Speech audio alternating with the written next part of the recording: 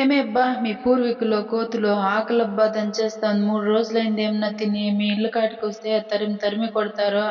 చేలల్లో ఏమన్నా తిందామంటే టపాసులు పేలుస్తారు. ఎక్కడ కనిపించిన శత్రువుల్లాగా చూస్తా ఉన్నారు మమ్మల్ని మీరు. మీరు అరటిపండు తిని తొక్కేసినా గూడా మేము సంతోషిస్తామబ్బా. కానీ అది కూడా వేయట్లేదు. మీ కుడితిలో వేసుకుంటున్నారు.